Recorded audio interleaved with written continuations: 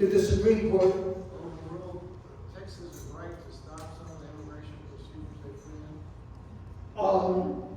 They didn't overrule this case. That's your question. Were there others? I thought they stopped. There have been instances where the Supreme Court has decided against Texas. This is the most recent one. Yes. Did Abbott form a militia? Abbott has been using National Guard, and he's been using something called the Texas Guard, which is another force, and then he's been using law enforcement. Aren't those federal employees, the National Guard? Question is not the National Guard federal employees. That, my friend, is a very complicated question. If you read the Constitution, the federal government is given, as we put up on the board, the power to raise armies. The state militia is a state military force that can be called into federal service in 3 cases: to enforce the laws of the Union, to suppress insurrection, to defend against invasion.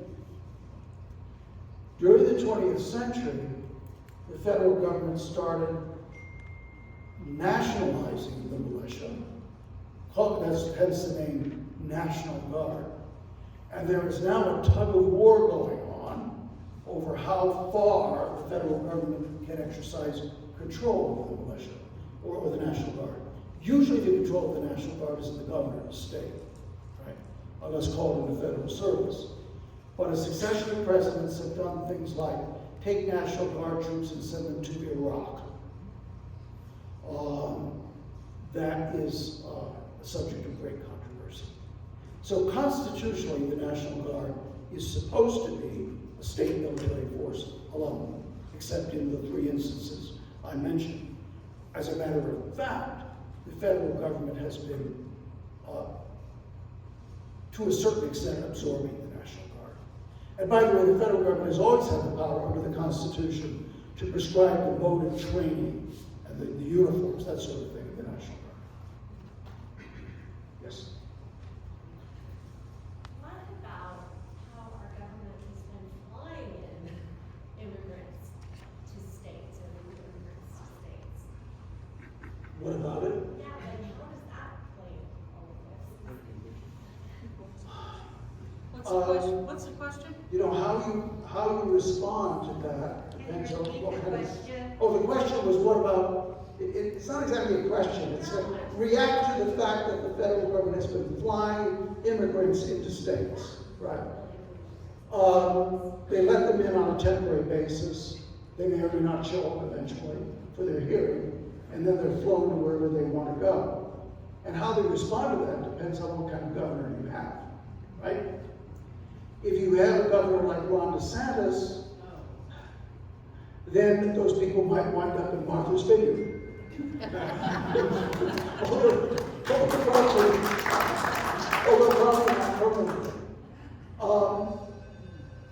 You know, there was after DeSantis started shipping people to other states, Gavin Newsom of California said, you know, DeSantis is actually kidnapping these people in violation of federal law. He's kidnapping, and he talked about bringing charges against DeSantis for violating federal law.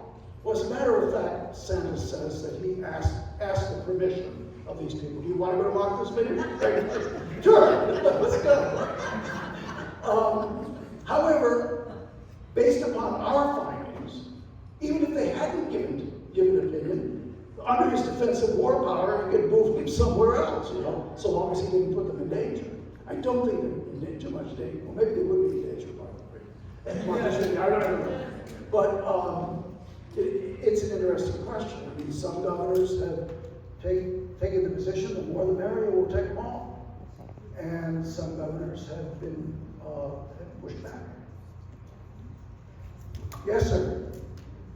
Professor, I love this presentation when you talk about invasion. You know, all the words you've had up there, I've never seen dreamers up there out of Venezuela and stuff. I would agree with mine.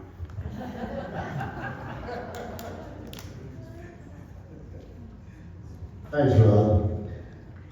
never seen any word in there on our professor's presentation on invasion pertaining to dreamers, specifically those that come from Venezuela. I have been there. These guys are no good. There's a lot of them in there. I don't know how we can have a legal termination of them and call them dreamers. Ooh, that's a tough one. Is that a question? How do they call us dreamers? Yes, sir. I'm curious about the topic, sanctuary cities or whatever. How does that fit into this whole thing with the states and stuff, the sanctuary stuff?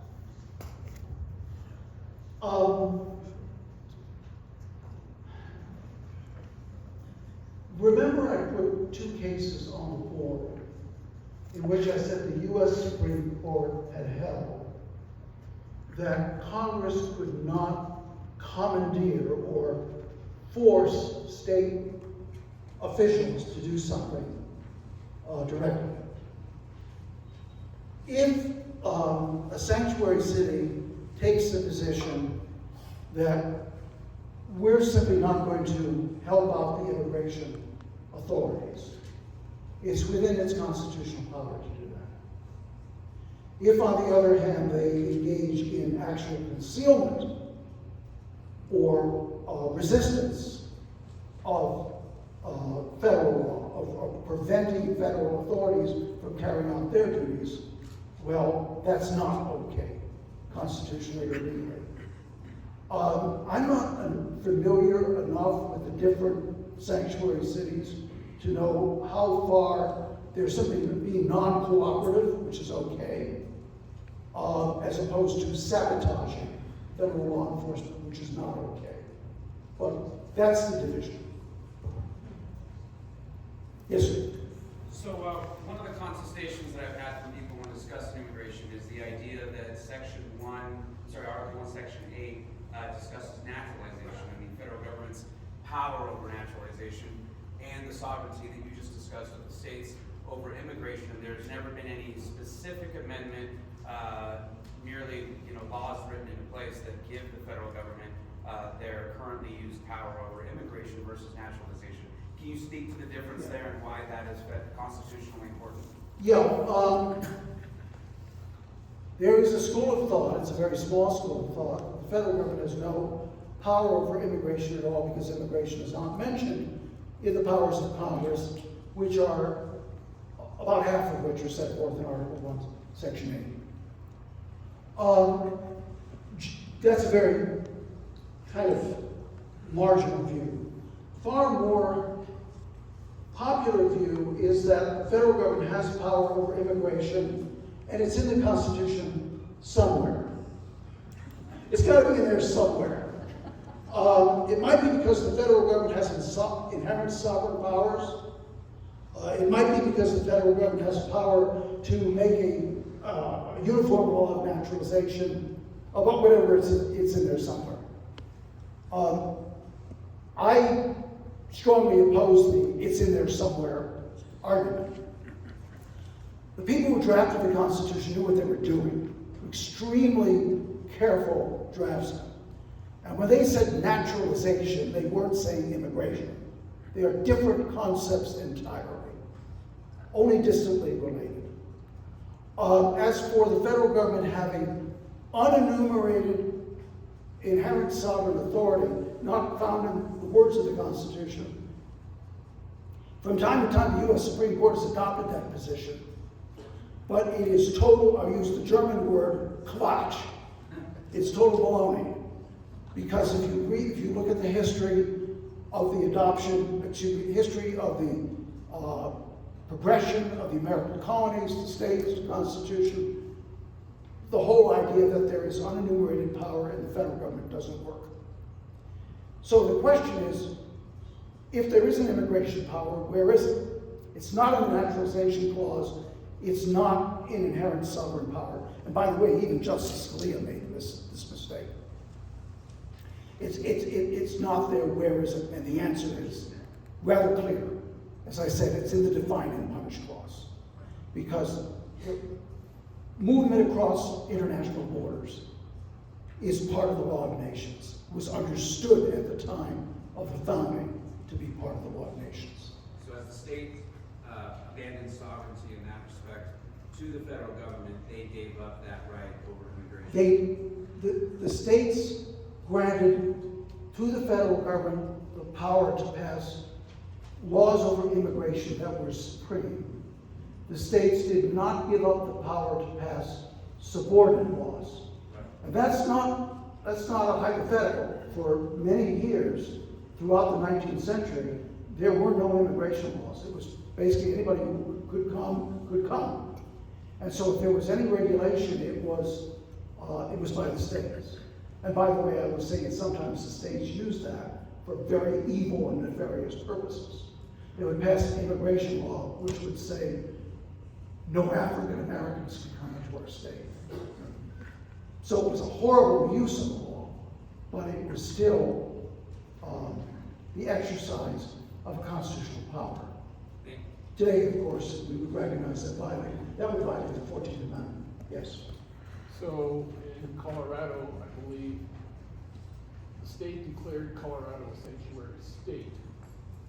And that meant that everybody underneath that was part counties, the towns and everything were sanctuary towns. Was it necessary for all of those towns to declare themselves as non-sanctuary, or did Colorado have that power to say, in general, the state is a sanctuary state? I'm not familiar with the law. You're telling me the Colorado law said that all state and local officials shall not I don't know that it was the law or whether it was said by the governor, but it was then implied that you had to opt out of the sanctuary condition. Yeah, I'm not familiar with the particular law. But if Colorado wants to say our people will not cooperate with the immigration authorities, they can do that. If Colorado says we're going to sabotage and obstruct the immigration authorities, that's not okay. Colorado has that right over all the people in the state? They have that right over all of the officials. Okay, they can't stop me from reporting an illegal immigrant to the authorities. They can say to the officials, don't cooperate. All officials? All state and local officials, yes. Yes, sir.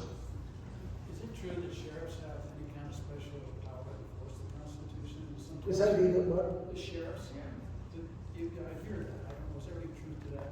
Yeah, there's no. I may offend people, some people in this audience, but it's not true. Please repeat the question. The question is, does the sheriffs have some special constitutional power or place? And the answer is no. And to answer that question, I want to give a little bit of history on this. The sheriff, the original word is shire reeve, was in England a designee of the king. He was somebody who worked for the king. When the state government succeeded to the crown, in other words, when we became independent, the position of the crown generally was taken over by state governments. At that point, sheriffs became state officials.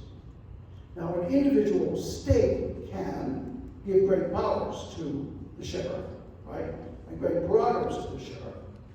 But there is no special constitutional position that the sheriff has, certainly not in contradiction to what the state wants.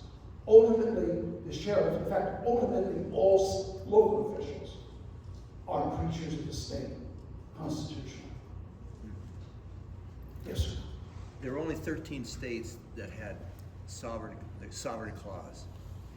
How was it transferred to states as they became states?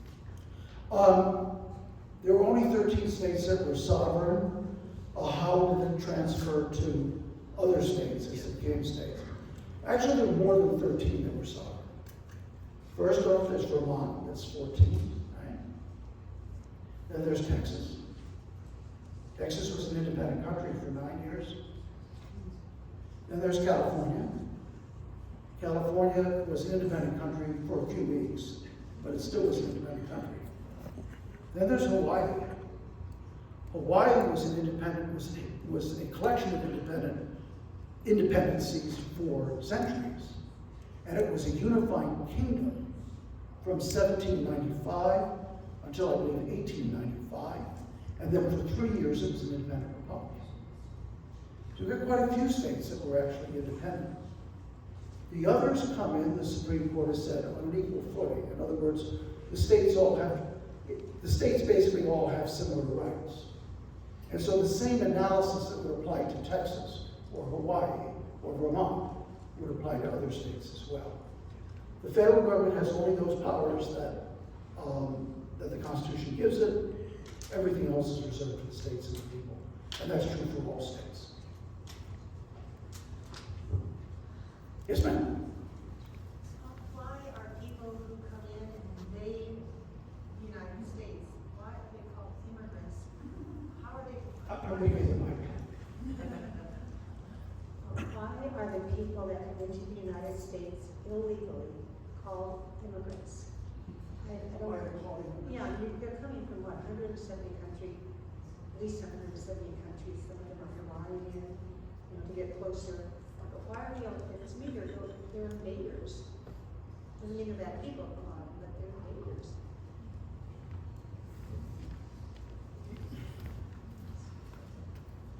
They're called immigrants because they are migrants.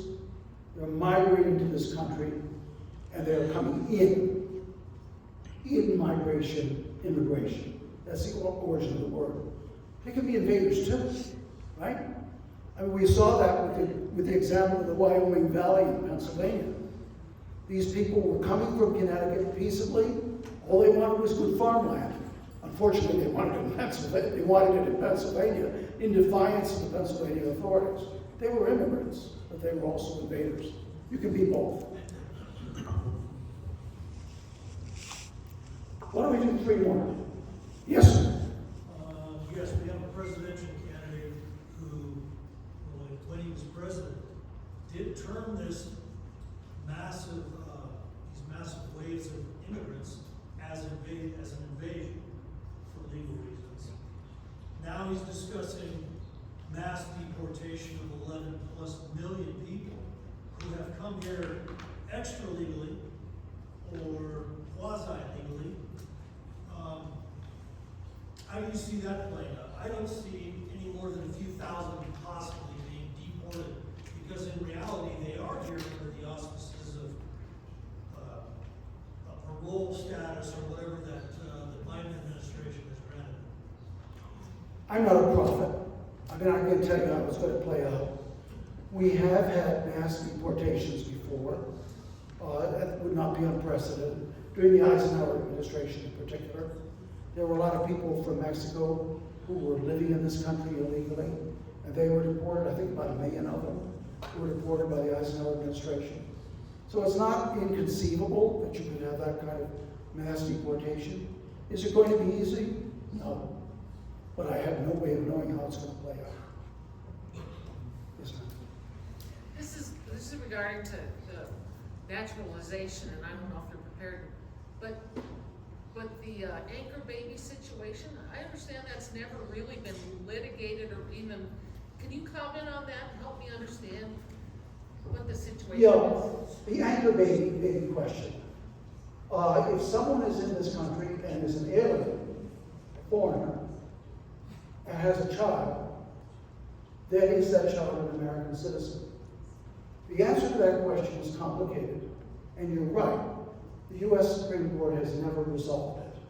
We do have important guidance from some Supreme Court cases, but there's never been an affirmative resolution of that issue.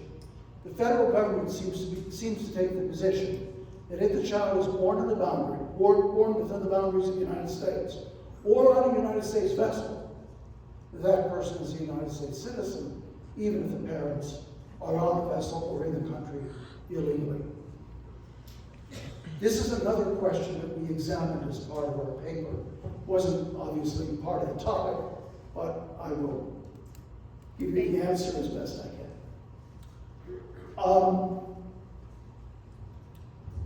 I hypothetical of a Japanese couple who come to this country as tourists. They come in legally. They really want to see the Washington Monument, you know. They want to count Toyotas on the highways and Subarus. And they're having such a good time, they stay here for a year, and during that period, the female, the member of the couple who identifies as female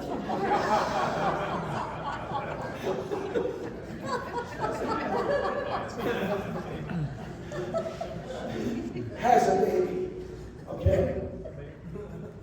Under the 14th Amendment, that baby is a natural-born citizen of the United States. The parents are in, and here's a term I used it once, I'll inundate you with it now. The parents, while they're here, are in allegiance to this country. Now, of course, they're Japanese citizens. Their primary allegiance is to the Emperor of Japan, right? But under international law, because they come here in subordination to our laws, they are in what we call a local allegiance, and their child is a natural-born citizen. There are some people, however, who are in this country legally, whose children are not natural-born citizens. Let's take, for example, a man who is the ambassador from Japan. He represents the imperial government in Washington, D.C. That's his job. He has a wife. While they're here, they have a child. That child is not a natural-born American citizen. Why? Because under international law, he is a diplomat, and diplomats are in allegiance only to the power that employs them. He doesn't have any allegiance to the United States. And so his child is not an American citizen. When the 14th Amendment was adopted, there were large parts of this country that were territories, that were not yet states. And within those states, there were masses of tribal Indians. Indians who owed their allegiance only to their tribes. They were within the territory of the United States, but they owed no allegiance to the United States. Their allegiance was to their tribes. Their children were not citizens of the United States, and were not made citizens of the United States until 1924. What about the woman who comes to this country illegally? She's in the country, she's within the jurisdiction of the United States, but she's not an ambassador, she's not here legally. Is her child a natural-born citizen? I believe the correct answer is no. Why? Because she's here in violation of our laws. She is not in allegiance to the country. She is technically an alien enemy. And so under the circumstances, she is not born, her child is not born, quote, subject to the jurisdiction of the United States. That's the language of the 14th Amendment. How the Supreme Court will ultimately rule on this, I don't know. But my own view, after looking at the law, and by the way, I didn't always believe this, but after many, many hours with this issue, I think the answer is the child of someone illegally in the country is not a citizen of that country. But you think the Japanese first couple? The first couple is here legally, they have a child, that child is an American citizen. Yeah, I'm not, Yeah. that's where I. And that is quite clear from an 1890s decision of the U.S. Supreme Court, which involved a Chinese couple that came to this country legally. And it's kind of an interesting case. You know, this is at a time when there's severe anti-Chinese, anti-Japanese discrimination going on in California.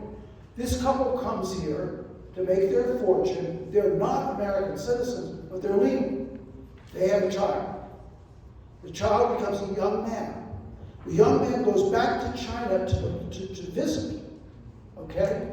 When he comes back from China to the United States won't let him in. You're not an American citizen. I was born here. Yeah, but your parents aren't citizens. Went to the U.S. Supreme Court. US Supreme Court says, oh yeah, he's a citizen. His parents are here legally, they're in allegiance to the United States, their kid is an American citizen. And in doing it, the court applied English common law dating back to 1608. Isn't this fun? Sir? Okay, one more question, then we'll pray. Sir? Yes, sir. Oh, I'm sorry. Let me ask first if there's someone who has another question. Sorry. Go ahead. What is the definition of navigable waters? What is the definition of navigable water? Oh, yes.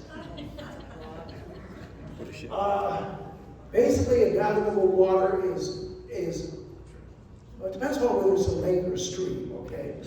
But in the case of a stream like the Rio Grande, it's a stream that has been used regularly for commercial purposes, or is being used for commercial purposes. Is it a highway of commerce? So if now or at some time in the past you have boats going up and down with,